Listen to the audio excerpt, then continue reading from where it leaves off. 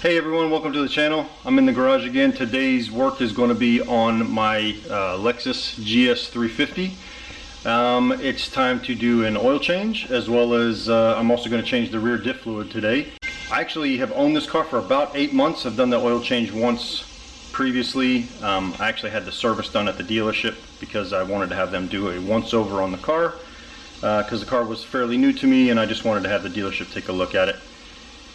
That being said, now it's time to change the oil again, so I'll do it myself this time. This car has actually been really great. I really like this car. It's comfortable, it's quiet, it's my daily driver, so those are kinds of things that I look for in a daily driver. Maybe I'll do an overview of the car here in another video just to kind of go through some of the things that I like about it. Anyway, we'll see. But if you're watching this video, chances are you probably own one of these, or you own maybe an IS350 or something that has an engine that's similar to this. This is actually a rear-wheel drive model, and so the oil filter housing location is slightly different between the rear-wheel drive and the all-wheel drive, but basically it's the same exact oil change, just where you have to go to get to change the filter is a little bit different on these. So this is a rear-wheel drive, so keep that in mind if you're changing the oil at your own house. So I got the car sitting here in the garage.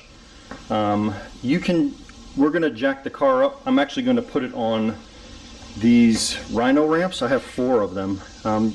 If you're just going to change the oil, you only need to put the front up to get under it. But because I'm actually going to be doing the rear diff fluid as well, you need the car to be level. And so we're going to be putting this car on all 4s, raising it up. So before we get the vehicle jacked up here, the owner's manual actually has a page. It's page 627 that shows you the actual jacking points on this car. And so you can take a look here under the front. Now remember, this is a rear-wheel drive model. They also show where you can jack in the all-wheel drive model. It's essentially in the same place. But where you want to jack is basically underneath this piece that goes across the front subframe, and that way it gets both front wheels up off the ground. And in the rear, it looks like they actually want you to put the jack directly underneath the diff. So those are your jacking points, front and rear. Then that way you can put the car up. Alright, let's take a look at some of the stuff that you're going to need here. This is Mobil 1 020. You can use pretty much whatever you want as long as it's 020 is what they recommend. Fluid for the rear diff. It's Mobil 1 7590. This is a synthetic diff oil. You're also going to need a special tool that will allow you to get the oil filter housing open. This thing is great. I will actually put a link in the description down below where you can pick one of these up from yourself. I got this on Amazon. As well as this funnel. It is made for Toyota and Lexus.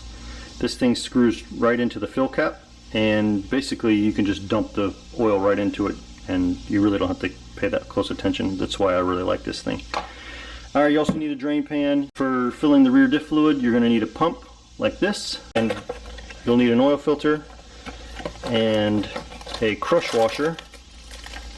This little thing comes as a kit. This is the filter that you're going to replace, and then down in here you can actually see the gray looking one is the crush washer for the engine oil, and these 2 crush washers are for the rear diff. They're exactly the same. I'll put the part numbers down in the description.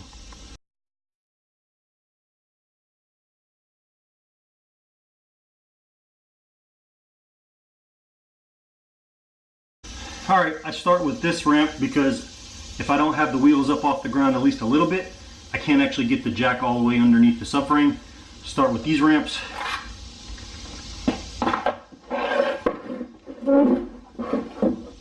Replace it with that one because now it gives you some extra space.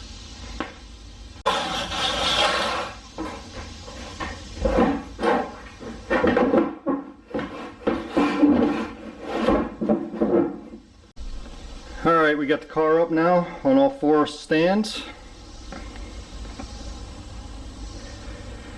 And so we're going to go ahead and take this out. Take this, this aids in allowing the oil to drain a little bit easier. Take this out and put it to the side.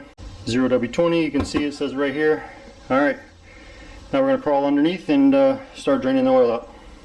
Alright, so now we're under here. You can actually see this is the spot where you need to use the jack. Right there underneath the subframe. You can see the little lines on it from my protective pad that I have on my jack. That's where you're going to jack up from. Next step now is to remove this cover. There are three 10mm bolts. So we're just going to go ahead and get these removed here.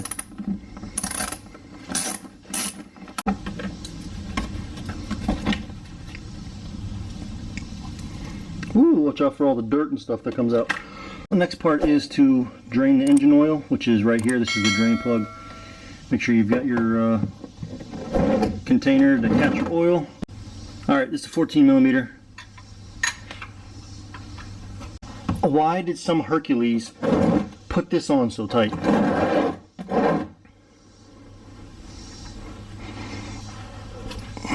Golly. This does not need to be on that tight.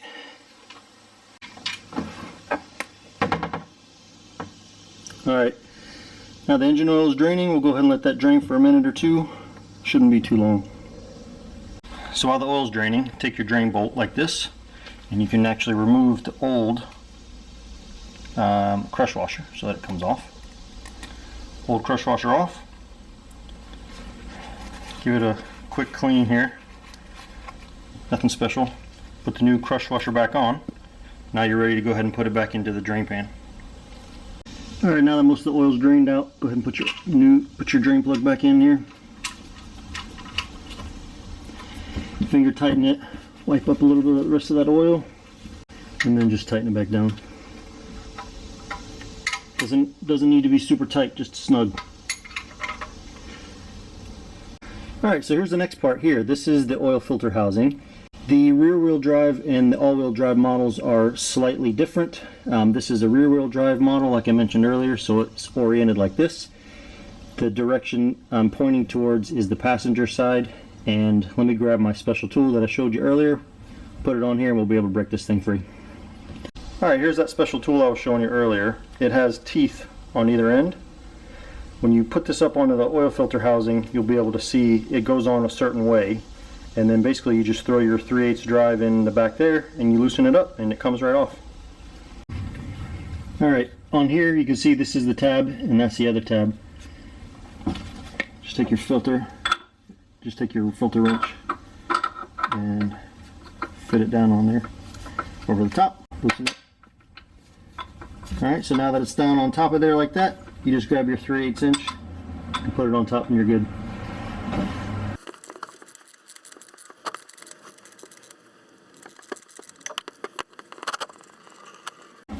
There you go, just let that oil drain for a second so you don't make too much of a mess.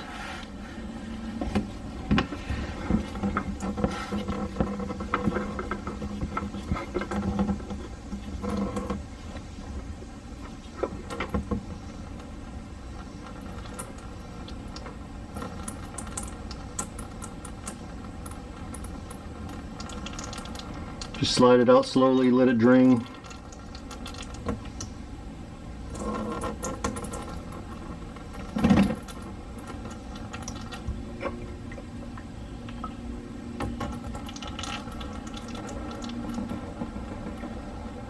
There you go. And filter is out. Alright, here's the old oil filter and the housing and everything that goes with it. That's the part number for the oil filter. Alright, so we're just going to separate the oil filter here, pull it straight out of this, drop it in there so it can drain. There's a little rubber gasket that we're going to take out and replace as well. The replacement comes in the bag. Just tear open the bag and put that in.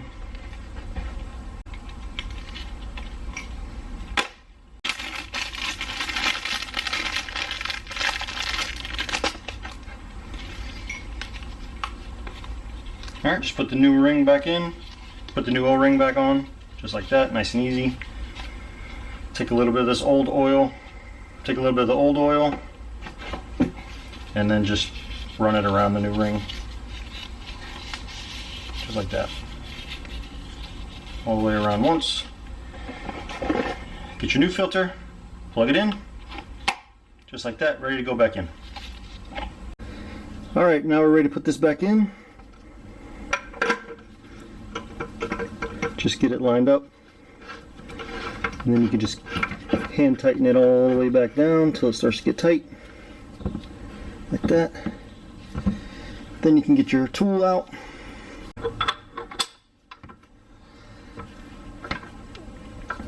All right, now this thing only needs 25 Newton meters of torque.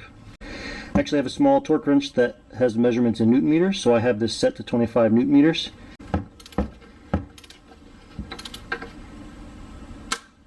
There you go. Now we'll just put this cover back on. We'll go up top and fill up the oil.